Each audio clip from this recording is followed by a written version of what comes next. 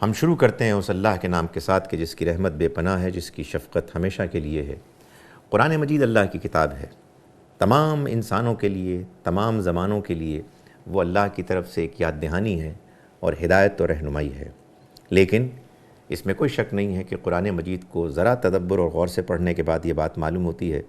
کہ قرآن مجید کے تمام احکامات اور بیانات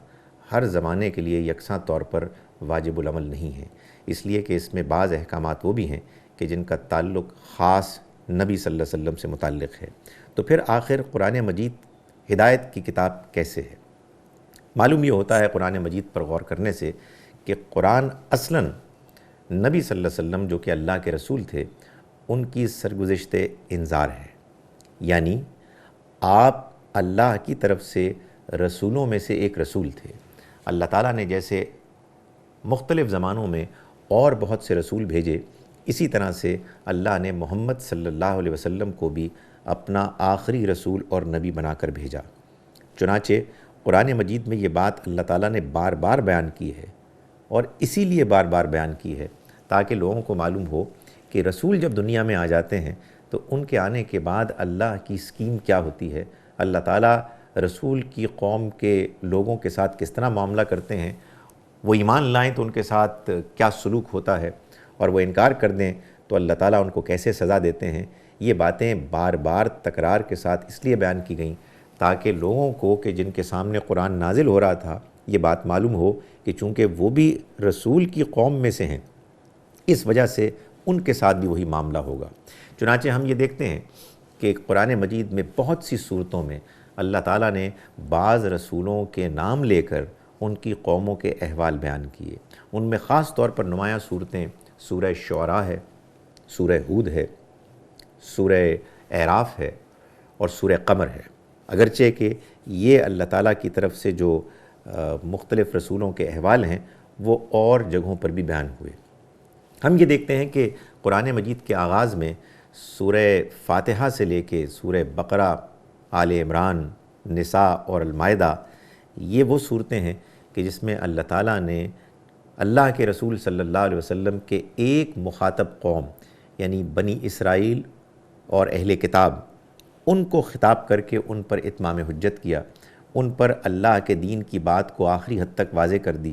اور اس کے بعد ان کے لیے جو اللہ کے ہاں سزا مقرر تھی اس کو بیان کر دیا۔ اس کے بعد قرآن مجید کی صورتوں کا جو اگلا گروپ ہے جو سورہ الانعام سے شروع ہوتا ہے اور انعام، اعراف، انفال اور توبہ پر مشتمل ہے، اس میں اللہ تعالیٰ نے اسی طرح سے حضور کی وہ قوم کے جس میں آپ پیدا ہوئے یعنی امیین، مشرکین عرب، ان پر اللہ کے پیغام کے ذریعے سے حجت تمام کر دی گئی، بات آخری حد تک واضح کر دی گئی، اور ان پر جس طرح سے اللہ کا عذاب نازل ہوا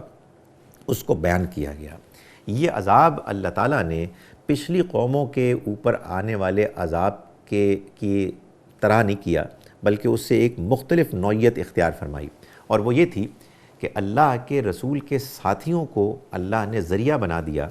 اپنی سزا کو نافذ کرنے کا۔ یہ وہ بات ہے کہ جس کو اللہ نے سورہ انفال اور سورہ توبہ میں واضح طریقے سے بیان کی۔ یہی وہ بات ہے کہ جس کے بارے میں اللہ تعالیٰ نے سورہ قمر میں آپ کے انکار کرنے والوں کو خطاب کر کے فرمایا کہ یہ جو ہم نے پچھلے رسولوں کی قوموں کی سرگزشت بیان کی ہے، یعنی نوح علیہ السلام، ہود علیہ السلام، صالح علیہ السلام، شعیب علیہ السلام اور لوط علیہ السلام کی قوموں کی جو سرگزشت تھی، اس کو بیان کرنے کے بعد اللہ تعالیٰ یہ فرماتے ہیں کہ اے پیغمبر، کیا آپ کے یہ انکار کرنے والے پچھلے انکار کرنے والوں سے بہتر ہیں، یا ان کے پاس اللہ کی طرف سے کوئی برات نامہ ان کو ملا ہوا ہے کہ جس کے بعد اب ان کے اوپر عذاب نہیں آئے گا؟ معلوم یہ ہوتا ہے کہ اس قوم کے اوپر بھی عذاب آنا تھا، اور قرآن مجید سب سے پہلے اور سب سے تفصیل کے ساتھ اسی عذاب کو بیان کرتا ہے، اس کے مختلف مراحل کو بیان کرتا ہے۔ یہ بتاتا ہے کہ اللہ کے آخری رسول محمد صلی اللہ علیہ وسلم نے کس طرح دعوت کا آغاز کیا، کن مراحل سے گزرے، کس طرح سے کفار نے آپ کا انکار کیا، اعتراضات کیے، کیسے مختلف مراحل میں اللہ تعالیٰ کی مدد آئی، اللہ نے کس طرح سے حضور کو اور آپ کے ساتھیوں کو صبر کی تلقین کی، اور یوں جو انجام ان کفار کے لیے منتظر تھا اس انجام کو قرآن مجید نے بیان بھی کیا اور پھر اس کو رہتی دنیا تک محفوظ کر لیا، تاکہ آنے والے تمام انسان اس بات کو جان لیں کہ اللہ نے جیسے پہلے اپنے رسول بھیجے اسی طرح سے اپنے آخری رسول بھی بھیجے، اور تمام رسولوں کی قوموں کی طرح آخری رسول کی قوم کے ساتھ بھی وہی معاملہ ہوا کہ جس معاملے کے بارے میں اللہ نے پہلے سے ان کو وارن کر دیا تھا، خبردار کر دیا تھا۔ جب اب ہم قرآن مجید کو پڑھتے ہیں تو سب سے پہلی چیز جو نمایاں طور پر ہمارے سامنے آتی ہے وہ یہ ہے کہ یہ وہ کتاب ہے کہ جو اللہ نے اپنے آخری پیغمبر محمد صلی اللہ علیہ وسلم کو دی، تاکہ وہ اس کے ذریعے سے لوگوں کو خبردار کریں، لوگوں کے سامنے اللہ کا پیغام پیش کریں، اور اگر وہ انکار کریں تو پھر وہ انکار کے نتیجے میں اللہ کی پکڑ اور اللہ کی سزا کو بھگتیں اور اس کا سامنا کریں۔ قرآن اس پورے نبی صلی اللہ علیہ وسلم کی سرگزشت کو بیان کرتا ہے اور اسے محفوظ کر کے ہمارے ہاتھوں میں دیتا ہے۔ اس میں کوئی شک نہیں ہے کہ اس بیان میں اللہ تعالیٰ نے وہ باتیں بھی بیان فرمائی ہیں کہ جن کا تعلق رہتی دنیا تک تمام انسانوں سے ہے، تمام مسلمانوں کو ان کو سمجھ کر عمل کرنا ہے، لیکن اس میں بھی کوئی شک نہیں ہے کہ اسی قرآن میں بہت سی وہ باتیں بھی ہیں کہ جو خاص اس سرگزشت انذار سے متعلق ہیں۔ مثال کے طور پر سورہ بقرہ میں اللہ تعالیٰ یہ بتاتے ہیں کہ جب یہ بات طے ہو گئی کہ اب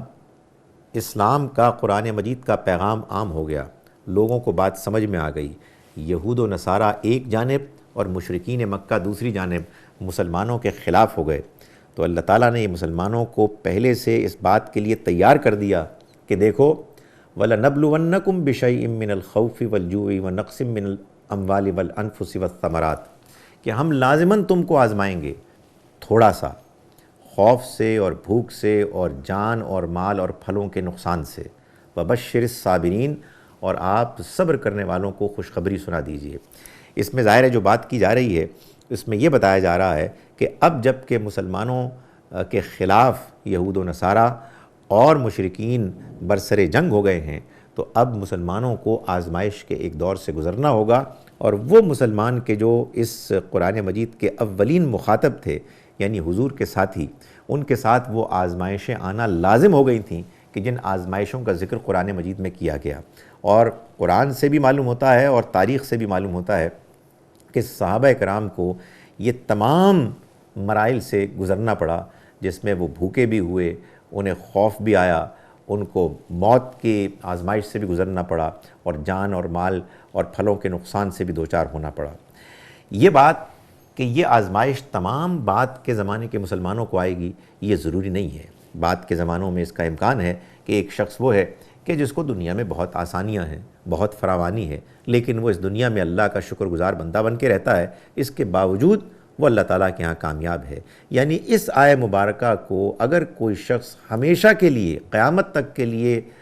واجب الاطلاق مانے گا تو پھر اس کا نتیجہ یہ نکلے گا کہ وہ یہ کہے گا کہ وہ مسلمان کے جو آج کھاتے پیتے ہیں، خوش ہیں، وہ اللہ تعالیٰ کے ہاں کامیاب نہیں ہو سکتے، اس لیے کہ اللہ نے تو کامیابی کے لیے اس شرط کو بیان کر دیا ہے کہ وہ لازماً بھوک سے اور خوف سے اور مال اور جان اور پھلوں کے نقصان سے آزمائے گا۔